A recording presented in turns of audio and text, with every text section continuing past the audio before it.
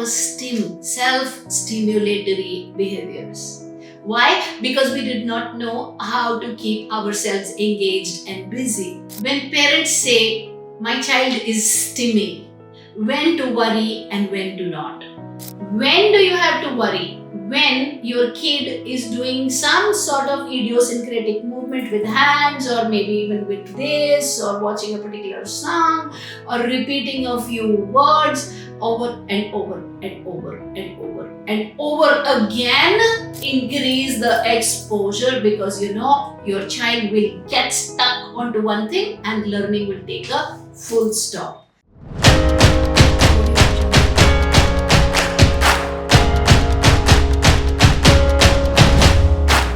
Hello everybody, Rajni here from Sashakt Empowering Lives.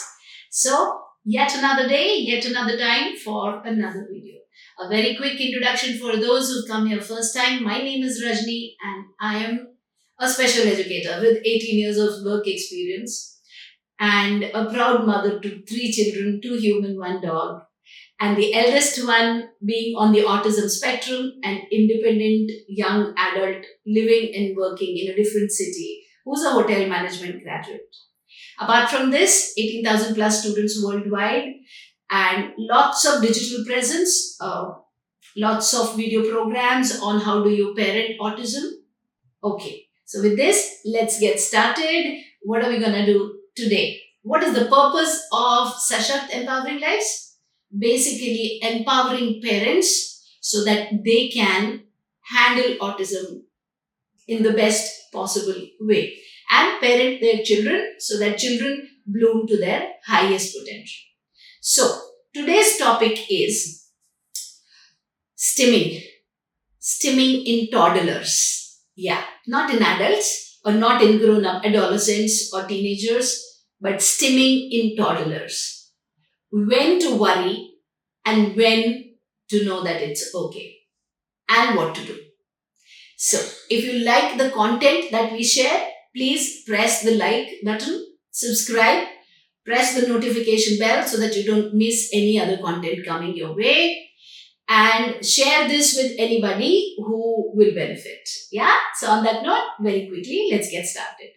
So, stimming is basically, what is it? It's a self-stimulatory behavior. You are stimulating your own self.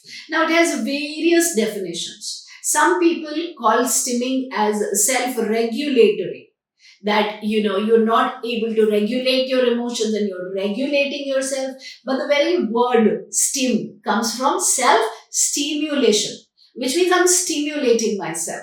If you actually decode this further and go down, basically stimming means now we have mobiles, now we have, you know, the internet, and everybody's, you know, gardan is down and we're just onto the mobile, and, you know, so no matter if we have to go through a 5-hour journey, we're comfortable with ourselves with 5G and everything, and we are in a world of our own. But when you and me were kids, and suppose there was no electricity, and TV times were also limited. It wasn't like 24 hours. It was TV will happen from this time to this time, and then there was a blank screen, or, you know, a screen that went like this. So you had nothing to see, or the rainbow colors on the screen. Yeah. So what do you do? How do you pass your time? So what children would do? They would take a ball, hit on the wall, hold it. Hit on the wall, again hold it. Hit on the wall, again hold it. Repetitive action. Repetitive action. Yeah, I'm trying to help you understand what really a stim is. Okay, children were stimulating themselves. Okay, those who were kinesthetic, lot of body movement like me, they would do stuff like this. Or if you don't get anything to do, like me as a kid, I would hold the edge of the table and start jumping. Crazy. My mother is shouting, what are you doing? And I'm jumping. Why? I don't know what to do. Yeah. So I'm stimulating myself. Or imli, tamarind. The seeds of tamarind after you've eaten imli. Right now we have all sophisticated chocolates and international. When we were kids, we used to have chutney, churan, imli. Yeah. If you are a 70s kid, like I'm 76 born. So if you're 70s or 80s kid, you would know it. You know, cycle pe bhaiya leke aata hota tha. The man would walk on the cycle, the vendor, and shout out, and we would buy those chutneys and stuff. Yeah. So the tamarind imli, and we used to retain the seeds, and then you play, which now my son tells me, the younger one, that there is some very very famous series in which they play some games. I'm forgetting the name, and there they lift one, they pick, like this, I'm forgetting the name of the series. It's not a very healthy series to see, but they're doing all of those games which we used to do. So we would take those tamarind seeds and then throw them and then lift one, and pick up the other. All of that was what? That was self-stimulatory behaviors. Why? Because we did not know how to keep ourselves engaged and busy. Because we did not have the internet, because we did not have the mobile phones and the 5G and etc. etc. Yeah. So we would do things to stimulate ourselves. Now bring the same awareness and knowledge back to today's time. Our children today, yeah, they will continue to do one thing or the other to keep themselves stimulated. Yeah. And when it comes to toddlers, when their awareness of the world outside is very limited, so they are doing what they can best understand at that age. So some toddler will take a car and roll it rather than going like this. Yeah. So when parents say, my child is stimming, when to worry and when to not. If you don't have a diagnosis on the kid, and the kid is doing one thing couple of times, that's because of it's coming from the same place, like I told you, no? So we used to play these games and take one stone, lift it, and I'm just forgetting the name of the series. My son told me. When I'm doing this, you would have understood what series, some Korean drama, something, but not a very healthy one and should not be seen. Okay, so like this. So in today's time, the same thing will amount to, okay, watching a particular kind of song or making a reel, okay, for slightly grown up ones. For very very young kids, it will be watching the same the Barney song, or the the Peppa Pig, Powerpuff Girls, whatever they like to see, whatever is presently. My knowledge is again outdated because Powerpuff Girls happened when my Jay was pretty young, and then I knew because those are the kind of things he used to see. So whatever is presently there, and they're continuing to say the same thing, that can be called as stimming or doing things with their hands. But if you see that after a few days it's gone all by itself, yeah, and a new thing has come up, then you need not worry, because the child got bored of it. Yeah. The child stimulated himself or herself with it until they could not stimulate themselves anymore and it became boring. So they picked up something else. Then you need not worry.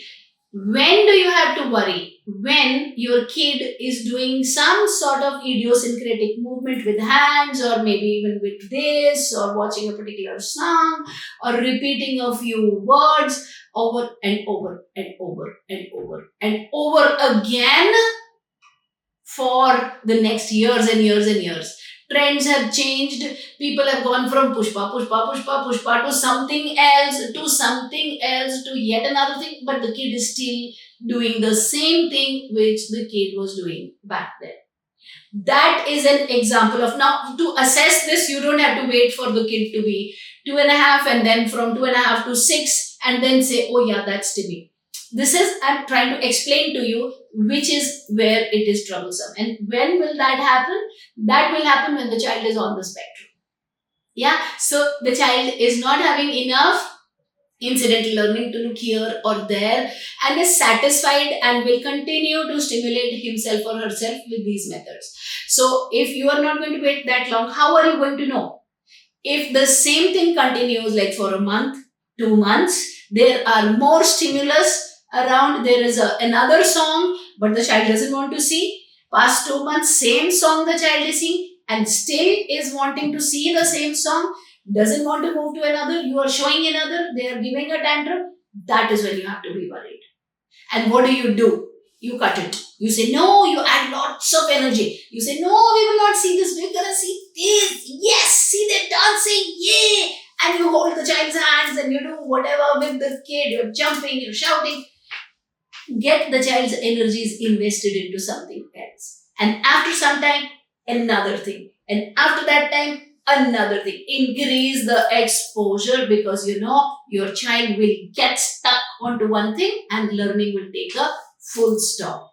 Because then life is around that one thing. That is how you identify when to worry about stimming and when not to worry about stimming. I hope this message was of value to you.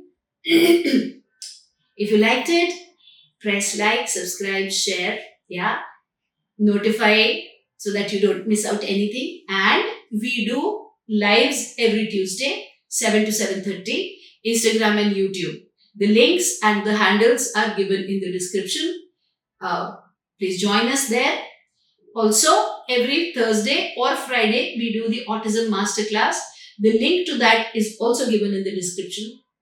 Please join in so that you are empowered, and always remember, an empowered parent means a bright future for a kid on the spectrum. Yeah. On that note, may each kid win. I'm going to see you next time. Bye bye.